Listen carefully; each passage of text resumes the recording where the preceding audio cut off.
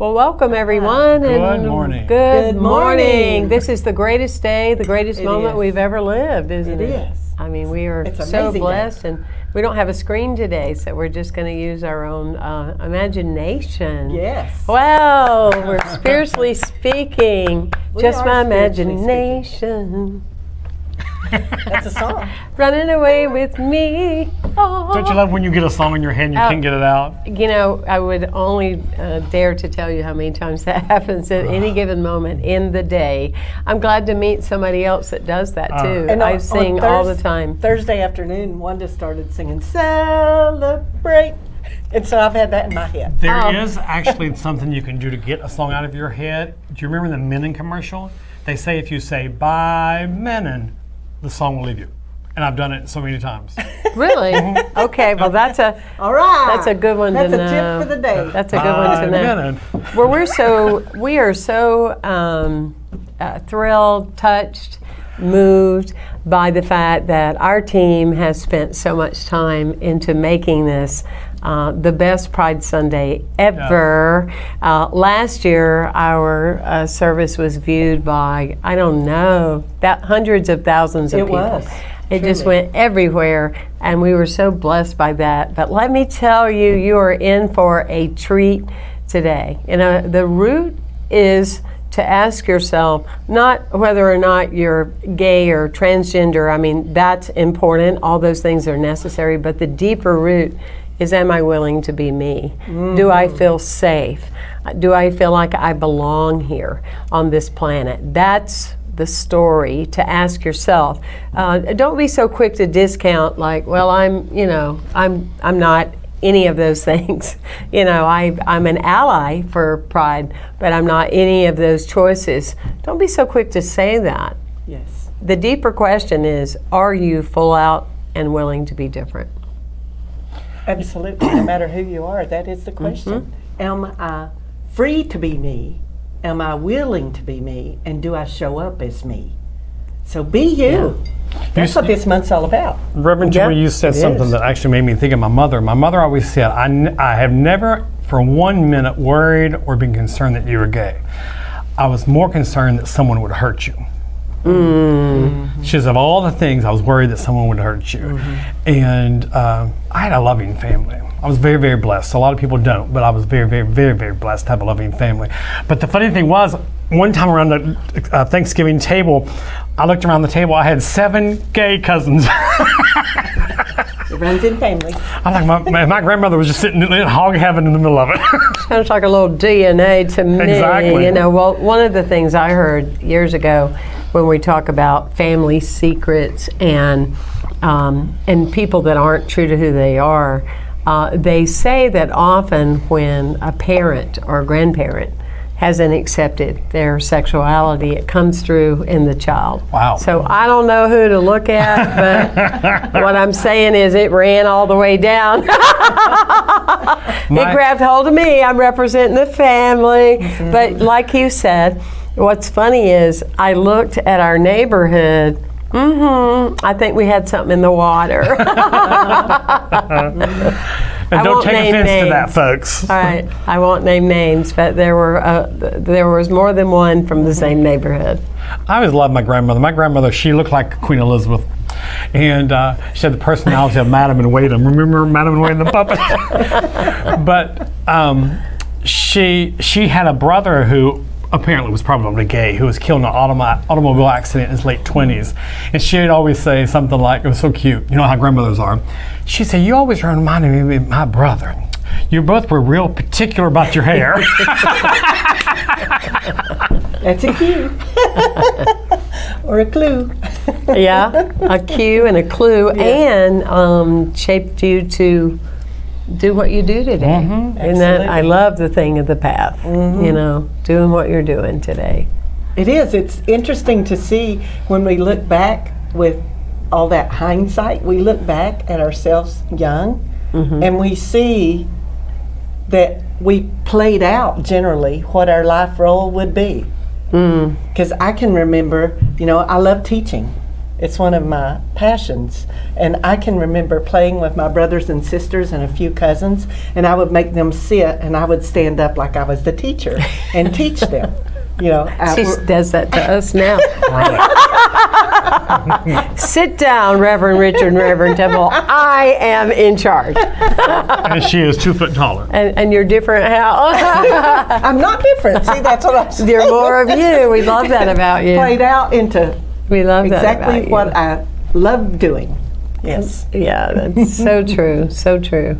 And I love how both of you represent the qualities of relationship and integrity, and you just do such a mighty service for representing our community, you know, and modeling. And you do modeling. amazing and mighty service leading our community as a spiritual leader, and we are also appreciative. Well, thank you so much, and it's great to evolve as a gay person to reflect healthy values rather than a person that didn't want to be here. Mm-hmm. I didn't feel safe. Mm-hmm. I didn't feel comfortable, and I certainly didn't feel accepted. Mm-hmm. Not in the full thing. You're very fortunate to be in your generation and have that, and I think that's an unusual story, you know. So Richard was very fortunate, and your parents they never knew.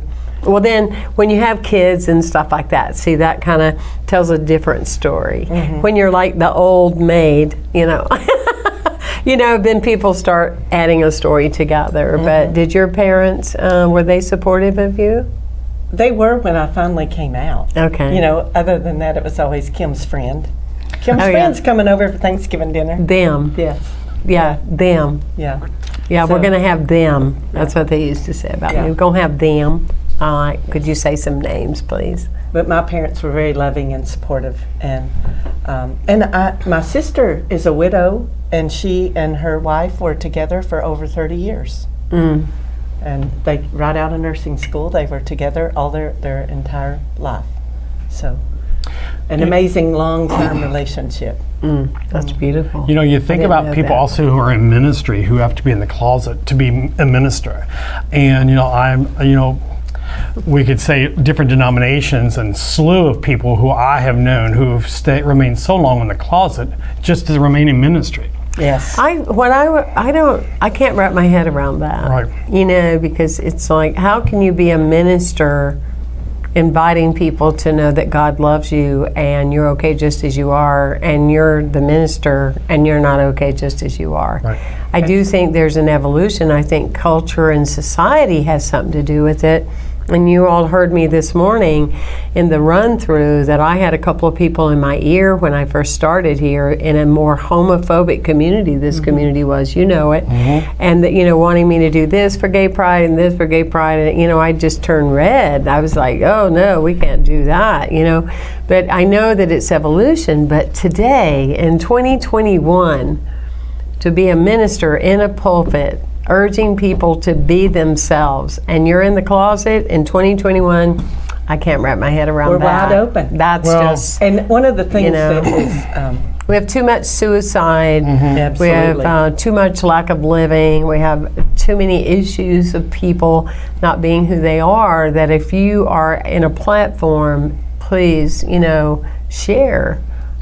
I have a good friend, Bishop Jim Swilley in Atlanta, who he and his wife were together, I think about 22 years. And she came to him and said, it's time for you to live your authentic self. And he came out with no scandal or anything, which kind of rocked the church world, because people aren't used to people coming out with not having a scandal come with them. And he and his wife just announced to the church that, we have not been a lie, our relationship has not been a lie, but the beautiful thing is I am now going to start living my authentic self. Wow. That's beautiful. That's beautiful. And one of the most beautiful things, I think, is that you, our own Reverend Dr. Temple, Beautiful, and then you turned to me. Oh, my heart started fluttering. is celebrating 30 years in ministry. Oh, So if gosh, you think I know. back, People 30 go, years wow. ago, she was a woman and a gay woman stepping into ministry at a time when neither was truly accepted. So- yeah, that's true. And I find that so inspiring and motivating to know that you stepped into that role as a woman when women were not readily accepted in ministry 30 years ago, and a gay woman in ministry. well, I think that the thing of it is that what I observed early on, being so traumatized early and not being accepted by family, is I used to sabotage myself. Because when you sabotage yourself, you may or may not get that much attention. But like you're saying, to step in the limelight. But I will say, in the beginning of those 30 years, I wasn't in a gay relationship. But but I've always been gay. You know what I mean? I was in another relationship and not being open then. So I appreciate the credit, but it's been an evolution for me, not because of current times, but because it used to bring up the sensation of being 13 and being taken to a mental health center. So that sensation would take over me, not what was going on, 20, 25 years ago, that's for sure. But when I really came out, the best thing you can do if you're still in the closet, get with a Sagittarian. Because if you're not totally out, they will support you in being out. Because there's no way I can be with Miss Barbara, Miss BB, and not be all out, because she is so blunt and she will just set you straight. Well, set you straight. No pun intended. I have to say, you've been in ministry as long as I've been. I've been in ministry almost 25 years. We also, too, will give some shout-outs to our allies. There were a lot of people who weren't not gay who still believed in our ministry. Oh gosh! And what a blessing! What a blessing! I know was very blessed in coming into ministry, that I had a large church that really sacrificed and lost people because they openly welcomed gay people and openly welcomed a gay minister. Oh yeah! And pride's not just about screaming, "Hey, we're here, we're queer," and all that. Pride is about celebrating all those in humanity that lift each other up. Yes. And love is love, and that's all we have. That's all we have. Yes. We love and appreciate you. We love you. We love your comments too, by the way, so we know that there's been somebody here other than our family. And so you have a few minutes to get here to That's see right. the start and beginning of our beautiful Pride celebration. It's going to be amazing today, and you really don't want to miss it. we are family. I got all my sisters and brothers with me. 5 minutes. Bye. See you soon. We're so great. Going to the coffee shop per week per family is at least $72 to $85 a week.